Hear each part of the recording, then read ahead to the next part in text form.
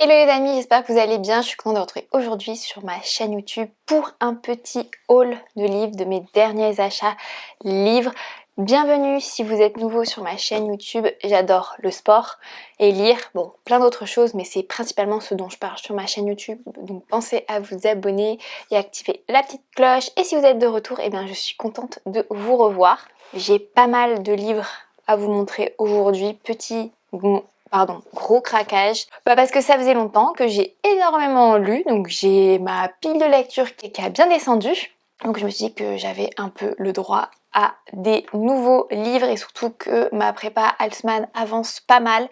Donc j'avais le droit de me récompenser, c'est vrai. Donc pas de carte cadeau cette fois-ci, là c'était tout de ma poche.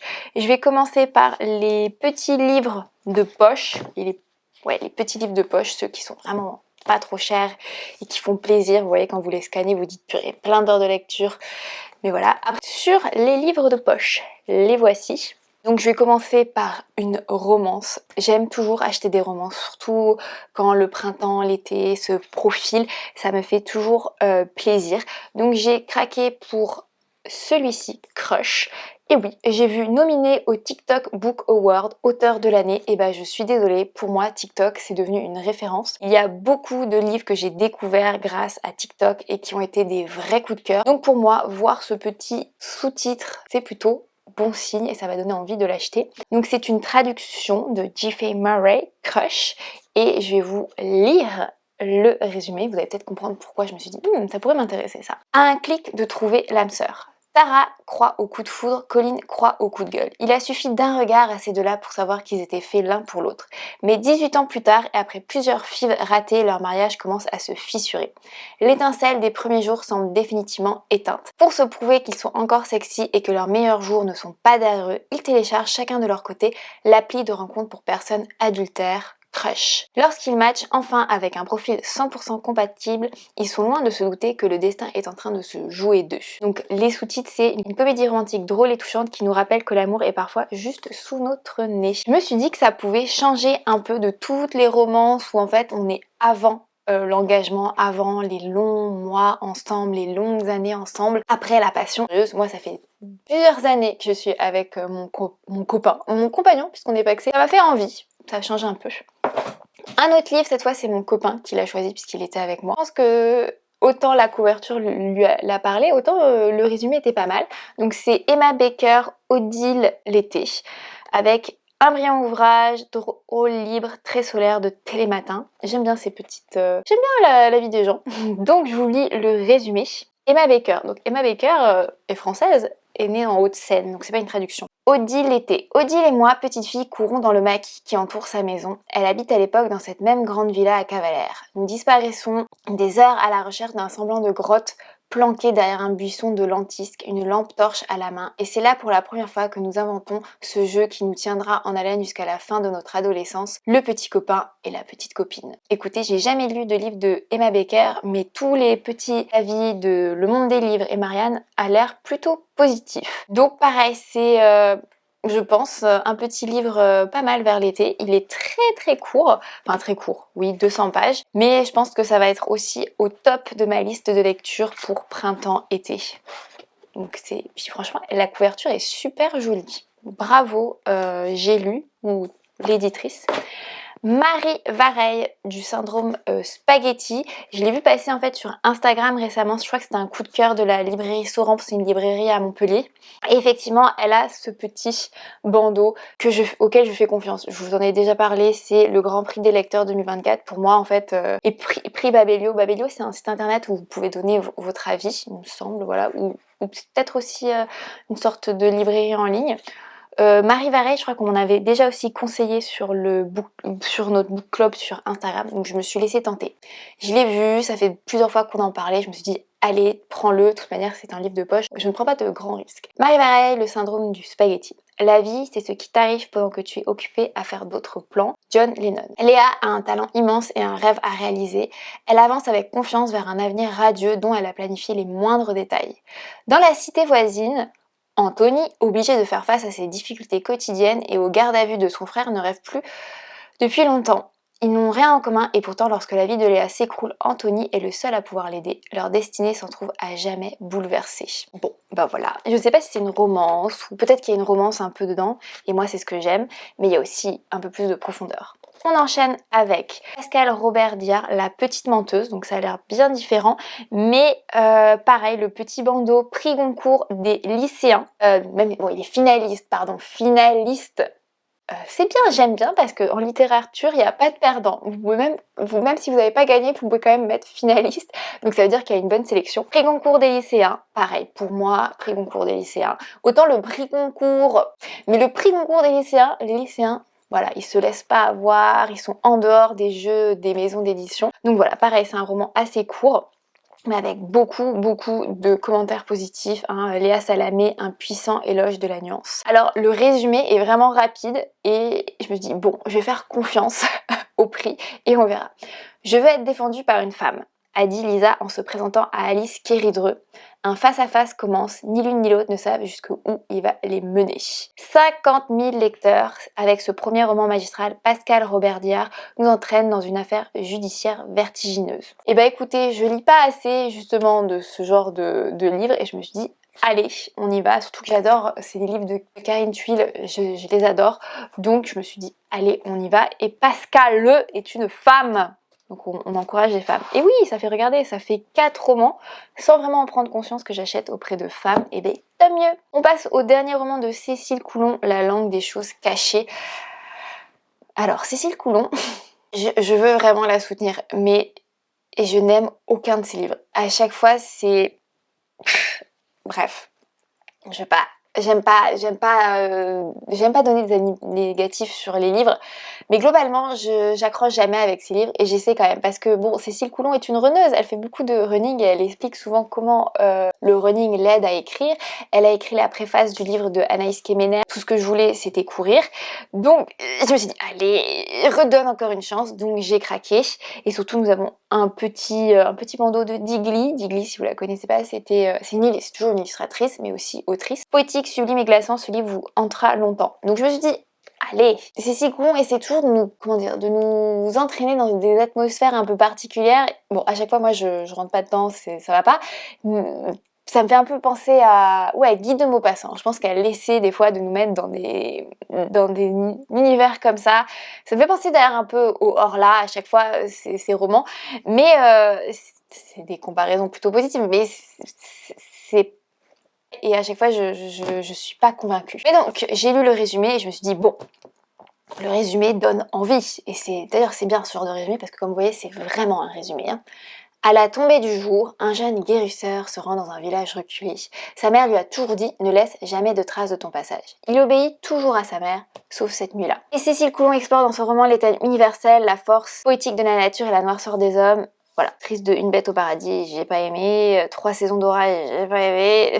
Donc on redonne encore une chance à Cécile Coulon et on lui donne de la force avec 17,90 €. Voilà. On enchaîne avec Anne-Solange Mouy, j'espère que je le dis bien, pour elle. Alors en fait ça c'est le genre de livre que j'adore lire et je sais que ça fait pas du tout...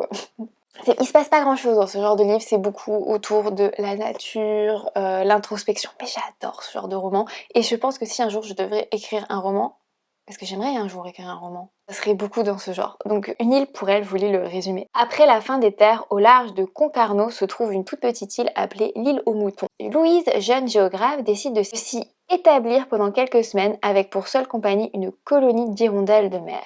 Un confort spartiate, sans eau, sans électricité, dans une cabane de fortune. Une expérience totale. Au cœur de la nature, à l'état brut, c'est elle-même qu'elle rencontrera. Pour moi, il m'en faut pas plus. Il m'en faut pas plus. Et regardez, franchement, bon, ok, c'est pas des hirondelles, c'est des mouettes.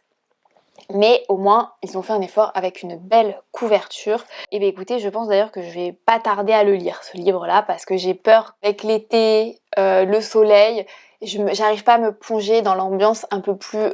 Concarneau, je sais pas, ça doit être au Finistère, en Bretagne, en Normandie, j'arrive pas à me plonger dans l'ambiance parce qu'il fait trop beau, trop chaud. Là. En tout cas, je vous lis juste la biographie de Anne-Solange Mouy, puisque moi je la connaissais pas du tout. Elle est docteure en géographie, elle partage son temps entre Paris où elle vit et des expéditions lointaines. Elle a créé la maison d'édition Terre Urbaine qui publie des essais sur l'écologie, les territoires et la ville. Une île pour elle est son premier roman. Donc voilà, donnons-lui de la force. Enfin, je vous donnerai. Voilà, je vais essayer de le lire vite pour vous donner mon avis. On enchaîne sur de gros livres. Là, c'est les gros livres où tu en as pour ton argent. Hein. Donc, nous avons Kathleen Grinson. Je pense que c'est une traduction. C'était notre terre. Une histoire fascinante, magnifique, racontée. Donc, vous savez, j'ai lu La Louisiane. Je pense que la vidéo sera sortie depuis. Et c'est vrai que ça m'a... L'histoire des Amérindiens, je pense que c'est ce qu'on peut dire, me touche énormément. Mon compagnon et moi, on avait fait un voyage au Canada et on était allés justement dans une réserve et on avait rencontré des tribus, un chef d'une tribu, comment ils vivaient dans le Canada moderne. Et j'avais écouté pas mal de podcasts justement sur leur situation actuelle, leurs droits, bref. Et c'est un truc de dingue qu'aux États-Unis et au Canada inclus, leur situation soit encore aussi précaire. Et bref, ce roman nous ramène pas mal en arrière et je trouve que c'était pas mal de lire ça après la Louisiane. Donc si jamais vous avez craqué pour la Louisiane, peut-être que vous allez aimer celui-ci. Donc je vous lis le résumé. C'était notre terre, 1671, plaine du Montana. Va la première, élevée au milieu des nuages de poussière rose de sa réserve, et la fille du chef de tribu des Crowns, des corbeaux. Alors que l'adolescente rêve d'épouser Gros Nuage, ce dernier meurt dans une chasse aux bisons peu avant leur mariage, la plongeant dans un profond chagrin. Oh, ce spoil! Son destin bascule le jour où Abbé Farwell, un colon commerçant de fourrure, lui offre la promesse d'une nouvelle vie au Canada. Rebaptisée Marie après leur union, elle se trouve tiraillée entre deux mondes, deux cultures, deux noms. Tandis que la tension monte entre les tribus amérindiennes et les trappeurs canadiens, Marie va devoir choisir son camp. Kathleen Grinson s'initie une grande fresque inspirée de l'histoire vraie de Crow Mary, l'héroïne courageuse et magnétique, témoin de l'injustice et des massacres des tribus amérindiennes. Voilà les amis, donc je trouve que c'est pas mal pour faire suite au roman La Louisiane, même si bon, on n'est pas sur les mêmes tribus ni le même endroit, mais on reste quand même sur la même thématique de la colonisation et de ses conséquences. Donc je me garde le nom de cette autrice et je vous en parlerai bientôt. Par contre voilà, c'est un roman... Voilà, nous sommes sur plus de 400 pages, donc je pense que comme la Louisiane, ça va me prendre assez de temps à lire. On enchaîne avec, ne me jugez pas, mais j'aime de plus en plus la fantasy. Là c'est pareil les amis, on en a pour notre argent, 25 €, wouloulou. Donc c'est un tome 1 et un tome 2. Voilà, c'est juste un intégral et je me suis dit bah tant qu'à faire, ça se trouve en fait acheter l'intégrale au lieu d'acheter 2 tomes, bah ça fait faire des économies. Prince captif et je vous lis le résumé. Il devait être roi, il est devenu esclave. Donc oui, ça donne un peu des vibes gladiateurs, mais écoutez. Daman est un héros pour son peuple et le légitime héritier du trône d'Achilleos. Mais lorsque son demi-frère s'empare du pouvoir, Daman est capturé, dépouillé de son identité et offert comme esclave de plaisir au prince d'un royaume ennemi. Beau, manipulateur et mortellement dangereux, son nouveau maître, le prince Laurent, incarne ce qui se fait de pire à Vert. Mais dans la toile mortelle de la politique vérétienne, les apparences sont trompeuses.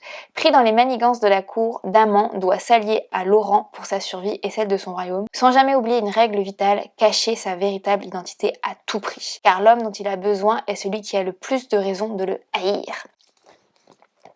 Un univers intense et passionnant aux accents de Game of Thrones. Qui n'aime pas ça? Histoire d'amour ou intrigue politique et stratégie guerrière d'une intelligence si remarquable que George R.R. Martin en sifflerait d'admiration, l'auteur de Game of Thrones. Le résultat est bien meilleur que tout ce que vous aurez projeté. Franchement, voilà, j'adore, mais moi j'adore Seigneur des Anneaux, Game of Thrones, les trucs cruels là, stratégie, tout ça, j'adore. Avec mes frères, quand j'étais petite, on jouait au jeu de société Risk, je sais pas si vous connaissez, et c'est trop bien, voilà, je suis pas allée à Sciences Po pour rien, moi j'adore ça quoi. Je vous en reparlerai pas bientôt, hein, vous voyez la largeur du livre, mais voilà pour mes derniers achats. Ça en fait donc pas mal et je m'aperçois que j'arrête pas de vous dire ah il faut absolument que je lise ça en premier, donc ça veut dire que j'ai fait une belle sélection. Pour info, ça me prend quand même quelques temps quand j'achète beaucoup de mes livres à Cultura parce que ne me jugez pas, j'aime beaucoup ce magasin, je trouve énormément de choses et j'ai mes petits repères, enfin bref. Et ça me permet d'acheter plein de catégories différentes, mais je sais qu'il y a une librairie qui a ouvert pas très loin de chez moi, donc promis, la prochaine fois, je vous fais un petit vlog achat de livres et vous venez avec moi. Voilà, ça sera ça. Dites-moi en commentaire si ça vous plairait au lieu de présentation comme ça. J'espère en tout cas vous avoir donné des petites idées lecture pour tous les budgets, puisqu'il y a vraiment tous les formats. Et si vous avez des livres à me recommander que vous avez lus pour le printemps, l'été, allez-y les amis, je suis toujours preneuse. Voilà, j'espère vraiment que cette édition vous a plu. Je sais pas si c'est des formats qui vous plaisent parce que c'est vrai que montrer des livres qu'on n'a pas encore lus, voilà, mais ça peut peut-être vous donner des idées pour la bibliothèque ou pour vos prochains achats si comme moi vous faites des expéditions en livres et que vous lâchez. Alors personnellement je précise, hein, quand j'achète autant de livres, il faut que j'en lise souvent le double pour retourner chez Cultura. Ces vidéos dépendent de mon rythme de lecture. Voilà les amis, n'hésitez pas à laisser un petit like, un petit commentaire, abonnez-vous, on se retrouve sur mon journal d'entraînement, sur mes vlogs sportifs ou à un autre moment. Je vous fais plein de petits bisous et je vous dis à très vite. Bye bye.